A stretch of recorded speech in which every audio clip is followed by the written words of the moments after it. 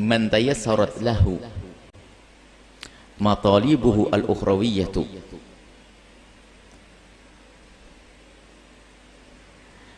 barang siapa yang telah dimudahkan bagi orang tersebut matalibu al-ukhrawiyatu, keinginan-keinginan, harapan-harapan ukhrawi, maksudnya pekerjaan-pekerjaan ukhrawi, akhirat, digampangkan urusan kebaikan. Jika ada orang yang dimudahkan urusan kebaikan, kalau kebaikan kan ukhrawi, wa ta'assarat alaihi, tapi susah bagi orang tersebut matalibu ad-dunyawiyatu, urusan dunianya. Ada kan orang begitu, urusan ibadah gampang banget, puasa, sholat, tapi fakir, nyungsep. Bagaimana orangnya begini? Apakah terhinakan? Oh, bukan. Ranking 1 dia. Ranking 1 dia. Makanya jangan sampai yang saat ini diuji dengan kesusahan di dunia, tak taunya di akhirat susah juga. Maka orang yang jenis ini, rombongan ini, urusan kebaikan begitu mudah, maksiat susah, tapi cari fulus susah. Maka ini rombongan golongan orang ini adalah ranking 1 tertinggi, min warathatin nabiyyin, pewaris nabi yang sejati, pewaris nabi yang sejati. Baginda Nabi Muhammad SAW biasa menemukan kelaparan, sehari makan, sehari tidak, sehari makan, sehari tidak. Bahkan ditawarkan oleh malaikat, kalau seandainya mau dirubah itu gunung jadi emas, ini saya akan diwujudkan, Allah akan kabulkan. Nabi Muhammad mengatakan tidak, aku ingin seperti ini. Sehingga merasakan lapar, di saat aku merasakan lapar, aku bisa merasakan hidupnya fakir miskin. Dan di saat diberi oleh Allah makanan yang cukup, maka Nabi bisa bersyukur seperti orang-orang kaya. Maka Nabi akan menjadi contoh untuk semuanya. Dan Nabi biasa kelaparan, sampai pernah dalam hadis yang panjang Imam Muslim mengisahkan, Nabi Muhammad bertanya kepada istri yang pertama, ada makanan? Enggak ada, enggak ada, enggak ada, enggak ada. Sampai begitu laparnya Nabi bertanya kepada sahabat. Ini menunjukkan bahwasanya dalam keadaan mendesak yang sangat lapar, boleh saja kita bertanya kepada kawan dekat, barangkali punya. Lalu berkata Nabi, ada yang bisa menjamu kami, menjamu saya? Karena memang Nabi wajar, jadi bukan suatu yang terlarang. Ini petunjuk juga bahwasanya dalam keadaan darurat lapar kita boleh minta. Padahal Nabi bisa saja tidak minta, akan tapi ternyata justru Nabi mengatakan begini sebagai contoh, sah-sah saja. Biarpun yang terbaik nggak perlu pakai minta. Nabi kenapa anda yang terbaik? Maka apapun dilakukan, Nabi akan jadi contoh bahwasanya minta begitu adalah dalam keadaan darurat, lapar banget. Lalu Nabi mengatakan, ada yang mau menjamu? Ada, saya Rasulullah. Hadis panjang ini. Orang ini pede aja, belum tentu, pokoknya pengen jamu, sampai di rumah ngomong istrinya, ada makanan enggak di rumah? Ada untuk makanan anak-anak. Hah? Nggak ada yang lain? Nggak ada. Sudah masak, kemudian anak-anak bikin dia lalai sampai tertidur. Kemudian nanti kalau ada tamu datang, biar nggak ngelihat kalau kita nggak makan, kita pura-pura makan, biar tamunya saja yang makan. Akhirnya tamunya dimasukkan, yang tidak lain adalah Nabi Muhammad. Istrinya nggak ngerti siapa tamunya.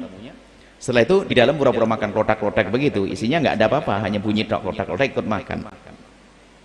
Sampai pagi hari suami istri disanjung oleh Allah. Allah ridho, disanjung, berarti kan ahli surga. Setelah itu, dengan apa yang kau lakukan, perbuatan yang unik, pura-pura makan. Hanya bagaimana agar tamunya itu ikut makan. Ini sebuah kisah yang terjadi pada Nabi, dan ini bukan hal yang berlebihan, karena itu sebagai contoh. Nabi juga pernah merasakan semacam itu, kelaparan. Nabi lapar, bahkan Nabi pun dalam banyak riwayat Nabi sering lapar biasa, sampai suatu ketika, bayangkan kalau ada suami kayak begini, wah luar biasa, datang kepada istrinya Aisyah, ada sarapan enggak? Jawabannya, enggak ada ya Rasulullah. Wah, kalau orang hari ini gantengnya enggak kira-kira ngomong, ya Aisyah, kalau nggak ada sarapan nggak apa-apa, aku akan puasa. Idan asum. Masya Allah, ini suami hari ini, suaminya istri yang ngomong nggak ada sarapan langsung saya akan puasa. Loh, gimana nggak ada? Kok bisa? Wah ini Nabi langsung idan asum, kalau begitu aku berpuasa hari ini. Tapi nggak usah diuji suamimu, nggak usah, nanti nguji suaminya nggak akan kuat ujian begitu. Nggak pakai ujian dah, kita pakai nikmat terus deh, buatin masakan yang enak, nanti diuji idan asum. Kalau begitu aku berpuasa, artinya menunjukkan bahwa Nabi biasa dengan lapar. Jadi jangan sampai di saat diberi oleh Allah kekurangan menjadi orang yang marah dengan Allah, seolah-olah dia dihinakan atau dia tidak dimuliakan Allah. Tidak, justru ini adalah warathatul nabiyyin. Nabi pun mengalami semacam itu. Nabi merasakan semacam itu. Dan itu menjadikan pangkatnya tinggi. Gini. Hei yang diuji dengan kefakiran, Anda jangan merasa kecil. Agung di hadapan Allah Subhanahu wa taala. Biarpun kita tetap berusaha untuk menjadi orang yang cukup, tidak merepoti orang lain dan sebagainya. Cuma namanya hidup, barangkali mungkin Anda mendengar suara ini, dimudahkan urusan ibadahnya, tapi urusan rezeki disempitkan. Ketahuilah bahwasanya sempitnya rezekimu itu juga adalah pengangkatan derajat kalau orang itu tahu. Sebab susahnya, sedihnya, laparnya itu akan jadi pahala juga karena dibarengi dengan kesabaran. Yang tidak bisa dibayar, tidak bisa disaingi, tidak bisa disamai oleh orang yang bersolat puluhan rakaat. Dengan sabarnya seorang fakir, sabarnya seorang fakir, sabar yang kekurangan, maka ini menjadikan dia diangkat derajatnya. Ini kabar gembira bagi yang diuji oleh Allah dengan kefakiran, dengan kekurangan, akan tapi kok dimudahkan dalam urusan ibadahnya, urusan kebaikannya. Di dunia tidak disanjung-sanjung karena dia fakir, tapi dia adalah orang ranking 1, pangkat tertinggi. Yang kedua adalah wa man tayassarat matalibuhu ad-dunyawiyatu wal ukhrawiyatu. Jika ada orang yang dimudahkan urusan dunianya dimudahkan, wal ukhrawiyatu, urusan akhirat juga dimudahkan, fulus lancar jaya. Masya Allah, jualan apa saja jadi duit, kemana saja Masya Allah duitnya melimpah, disedekahkan masih saja melimpah, kaya raya. Ibadahnya juga Masya Allah, maksiat jauh. Bagaimana orang semacam ini? Fahuwa min ashabil yamin. Inilah golongan ashabul yamin. Yamin itu adalah dari kata yumun, ada orang yang penuh berkah, orang yang penuh kebaikan, orang yang diberkahi. Atau yamin, kanan itu baik, maksudnya orang yang mujur nasibnya, baik juga, tapi tingkatnya di bawah ya, tingkatnya di bawah dari yang sebelumnya. Karena kaidahnya sederhana, semakin banyak kenikmatan yang dirasakan di dunia, itu akan mengurangi kenikmatan di akhirat. Tapi yang kaya nggak usah ragu, kenikmatan di akhirat juga gede banget loh ya. Maksudnya kenikmatan yang kita dapat di dunia ini adalah tentu mengurangi jatah kenikmatan di akhirat, sehingga tidak akan bisa melampaui. Akan tapi nanti, lalu bagaimana agar bisa melampaui? Apakah ada cara bagi orang kaya untuk melampaui? Tentu ada cara, tapi bukan karena dengan kamu menikmati kekayaannya. Misalnya saya orang kaya, saya menikmati kaya dengan bersyukur, makan enak dan sebagainya, sholat, ibadah dan sebagainya. Insya Allah dengan kekayaan melimpah, makan halal enak. Tapi pangkatmu di bawahmu. Kalau pengen melambung tinggi, urusi orang fakir tuh, nah baru nanti bisa jajar, bisa gitu. Maka berderma, membantu dan sebagainya. Sampai suatu ketika ada bagi Nabi berikan kabar gembira. Ada satu amalan, tasbih subhanallah alhamdulillah wal akbar, ada satu amalan, kalau orang kaya dhahaba ahlud-duthur bi-ujur, orang kaya akan menuju kepada Allah dengan pahala. Kenapa? Dengan kekayaannya dia bisa bersedekah, berderma, segala macam. Ada orang fakir merasa sedih, ya Rasulullah, enak ya orang kaya dengan kekayaan melimpah, kemudian dia bisa bersedekah banyak. Lalu kami fakir gimana? Bagi orang fakir ada bisa melampaui dia. Apa itu? Baca zikir subhanallah alhamdulillah wala ilaha illallah akbar. Baca begitu, iya, perbanyak baca itu, kau bisa melampaui orang kaya itu, kau bisa nyamai orang kaya. Rupanya orang fakir ini cerdas. Ya Rasulullah, kalau orang kaya dengar berita ini lalu baca sama gimana? Kalau orang kaya juga dengar lalu ikut baca gimana Rasulullah? Allah memberikan karunia kepada siapapun yang Allah kehendaki. Tidak usah khawatir. Kau ingin derajat siapa saja bisa. Yaitu karunia Allah diberikan dari orang kaya. Bisa kepadamu, bisa. Tidak usah khawatir. Kalau sudah masuk surga enak. Sudah, kamu minta apa saja sudah. Cuman pertanyaan masuk akal juga dia. Maksudnya enak ya orang kaya. Sudah ini katanya bukan spesial. Kalau orang kaya denger ini gimana ya Rasulullah? Orang kaya denger ini ya dapat lagi. Wah, kalah lagi saya. Dijawab, keutamaan karunia fadlullah yu'tihi may yasha. Allah punya karunia agung yang Allah berikan kepada siapa yang Allah kehendaki. Bisa jadi kamu yang dikehendaki, bukan orang kaya itu. Maka berharaplah karunia dari Allah dengan berhusnudon dengan kebaikan yang kita lakukan. Ashabul yamin, orang-orang yang beruntung. Ashabul yamin, orang-orang yang mendapatkan keberkahan. Di dunianya enak, di akhirat enak.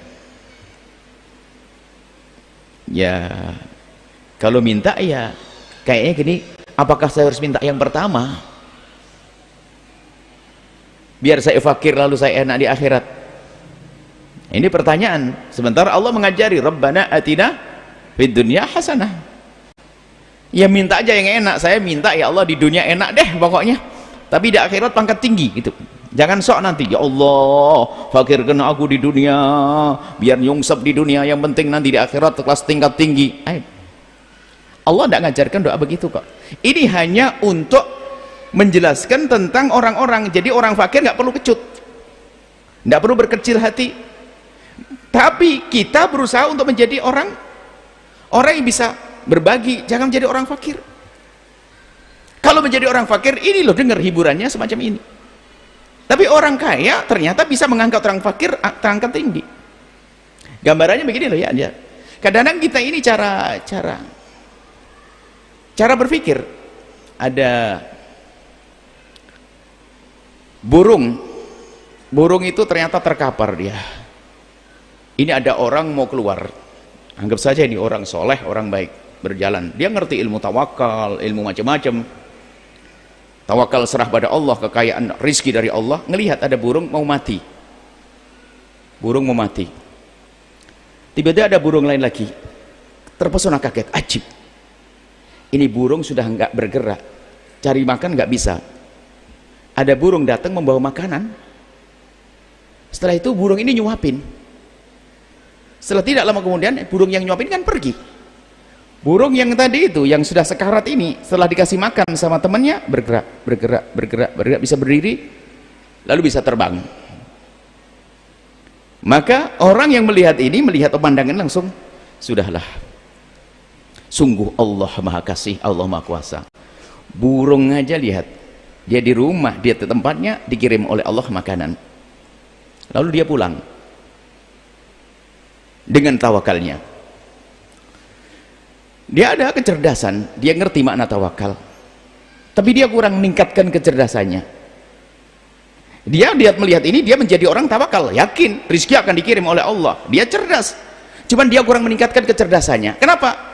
Di situ contohnya bukan satu burung, tapi ada dua burung. Kenapa dia melihat burung yang ini? Kenapa dia tidak berjanji untuk menjadi burung yang satunya lagi? Mestinya kalau dia cerdas, lagi meningkatkan kecerdasannya, daripada saya jadi burung yang diberi, kenapa saya tidak jadi burung yang memberi? Maka keluarlah dia bekerja, mencari nafkah, mencari rezeki, bantu orang. Nah ini cerdas. Makanya jangan saya begini. Kalau ternyata kita fakir, menjadi orang fakir yang tadi, warathatun nabiyyin. Tapi kalau bercita-citalah orang yang bermanfaat, jadi burung yang bisa berbagi, bukan jadi burung yang bertawakal tadi. Makanya kita diajarkan untuk menjadi orang yang bisa memberi, bisa memberikan pertolongan, orang yang cukup, bukan orang yang merepotkan, kurang lebih seperti itu. Kemudian Ini gambaran orang yang fid dunya hasanah wa fil akhirati hasanah. Dan tolonglah jangan biasa sok ngomong, ya Allah enggak apa-apa deh, di dunia sakit-sakitan kan, orang sakit pahalanya gede ya Allah, kiriran kasih sakit nggak kuat. Kalau ngomong yang bener, ya Allah daripada banyak duit terus nggak punya anak, mending punya anak nggak punya duit nggak apa-apa ya Allah. Punya anak nggak punya duit beneran, pusing juga. Ini biasanya ngomongnya orang marah itu. Kalau ngomong kepada Allah tuh jangan ceplos-ceplos, ngomong yang bener deh.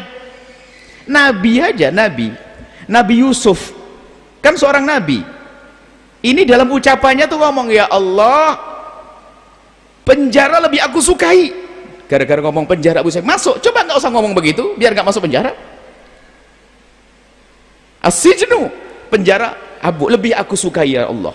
Dia ngomong, maksud daripada aku nuruti itu, menuruti godaan si Imra'atu Aziz yang kalau namanya Zulaikha, lebih baik aku masuk penjara. Masuk penjara. Coba doanya, ya Allah jauhkan dari godaan Imra'atu Aziz dan berikan keselamatan. Selamat. Makanya kalau ngomong yang benar, jangan gara-gara jomblo lama, ya Allah yang penting laki-laki deh ya Allah. Yang penting perempuan, enggak, milih yang soleh, milih yang, tolong dengan Allah loh, kita yang maha kuasa. Kalau ngomong yang benar, makanya Nabi nggak cari kalau minta surga Firdaus. Jangan, ya Allah saya penting masuk surga di terasnya juga nggak apa ya. Lah, kok sempit banget yang punya target yang tinggi dong. Baik, Rabbana atina fid dunya hasanah wa fil akhirati hasanah wa man tayassarat lahu matalibu ad-dunyawiyatu, hati-hati, wa ta'assaran ahil ukhrawiyatu, barang siapa yang dimudahkan urusan dunianya, masya Allah, rizki masya Allah, rizkinya banyak, melimpah, kekayaannya masya Allah, dia pengen beli apa saja boleh, tapi sedekah 10.000 aja dilihat duit yang paling kotor, jadi 10.000 masih bilang yang robek. Itu masih diungkit-ungkit, kemarin sudah ngasih. Sholat susahnya, sementara ada orang lo datang ke majelis semacam ini dalam keadaan dia demam, dia sakit ya, di rumahnya repot bisa datang. Ini di rumah ada mobilnya 10, sopirnya 10, tukang pijitnya 16, belum tentu bisa datang. Nganggur, pembantunya ada 7, nggak bisa datang karena nggak dipilih oleh Allah. Kekayaan melimpah tapi tidak dimudahkan urusan akhiratnya. Tidur sore jam 8, tahajud nggak bisa. Tapi hamba terkasih Allah, lihat tidurnya jam 1 masih bisa tahajudan kok. Capek pun ternyata bisa sholat berjamaah di masjid. Dia capek, sakit-sakitan. Sementara ada orang diberi oleh Allah segala kebaikan, kekayaan melimpah, kesehatan yang penuh, akan tapi urusan dunia dimudahkan, ta'assarat alil ukhrawiyatu, tapi urusan akhiratnya kok susah. Wa hum minal mustadrajin, ini orang yang mendapatkan istidraj. Istidraj itu adalah tampaknya sebuah karunia, akan tapi adalah siksa. Siksa dalam bentuk siksa yang disiapkan. Kalau ada orang mau berjalan, Anda dorong begini biar sampai tujuan. Tapi kalau begini namanya jungkrak nih, bahasa dia. Istidraj itu paling enak terjemahkan bahasa Jawa, jungkrak no. Dorong ke depan, jungkrak no. Jangan jungkrak no bahasa Jawa. Yang bahasa Indonesia belum ketemu. Kalau dorong kan bisa saja mendorong itu biar maju, tapi jungkrak no itu mendorong tapi untuk menjatuhkan dia. Kan gitu ya? Jungkel gitu. Nah, ini coba ada, tolong diterjemahkan bahasa Indonesia, jungkrak nih bahasa Jawa. Belajar bahasa Jawa, hei orang Sumatera. Nah, ya istidraj begitu, kayak dorong tapi biar nyungsep dia.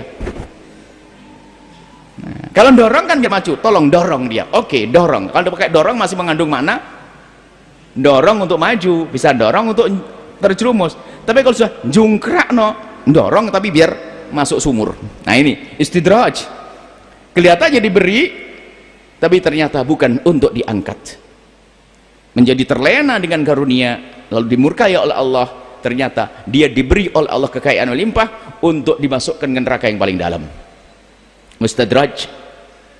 Maka hati-hati yang mendapatkan karunia, supaya Anda tidak menjadi orang yang mustadraj. Faham bahwasanya ini adalah bukan karunia yang sesungguhnya. Kalau ternyata menjadikan kita bermaksiat, ayo kembali kepada Allah. Sekaligus koreksi diri kita sendiri.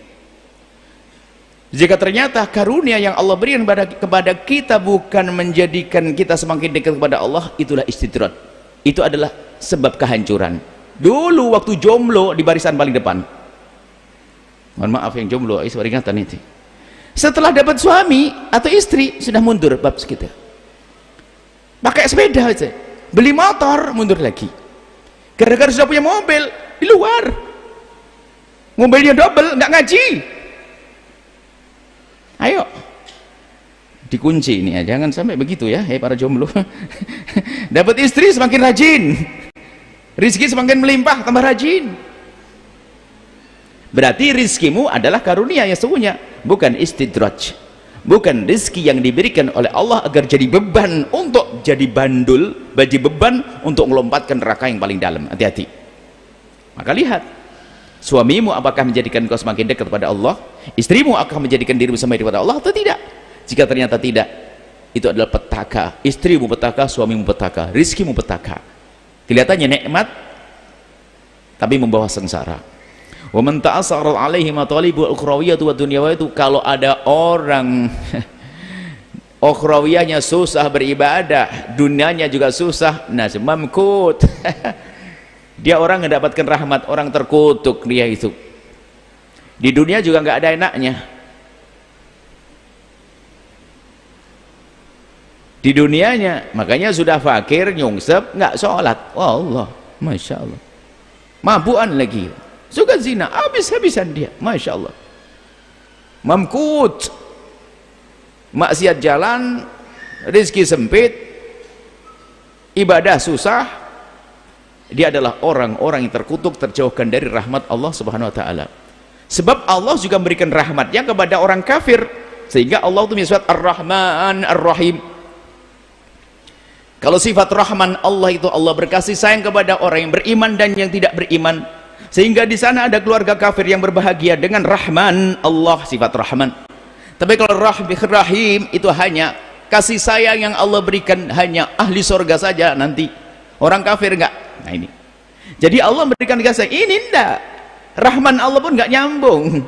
Fakir iya, maksiat jalan, ibadah enggak, Masya Allah. Mamkut. Lalu apa tujuan hikmah ini dihadirkan Imam Haddad? Agar merenung kita. Kalau anda golongan yang paling belakang ini, ayo kita berubah, naik. Bagaimana kita menjadi orang yang baik urusan akhiratnya, biarpun dunia belum baik. Setelah itu kita mencari urusan dunia dengan cara yang benar, yang baik. Ini adalah untuk mengoreksi, untuk melihat saya itu bagian mana sih kira-kira. Bisa jadi anda adalah termasuk orang yang mengucapkan Alhamdulillah detik ini juga. Kenapa? Rezeki anda lancar, rezeki anda lancar, ternyata ibadah juga gampang. Atau yang pertama tadi, biarpun rizki nggak lancar, ternyata ngajiku rajin, masih Alhamdulillah.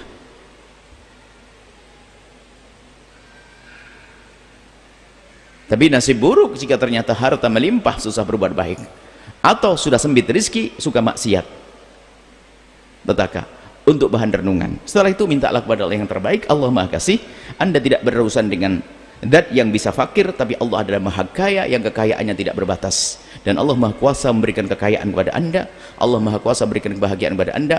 Maka kalau minta kepada Allah jangan tanggung-tanggung, mintalah yang terbaik. Wallahu a'lam bishawab. Menyaksikan video ini, jangan lupa berselawat kepada baginda Nabi Muhammad sallallahu alaihi wa alihi wa sahbihi wasallam.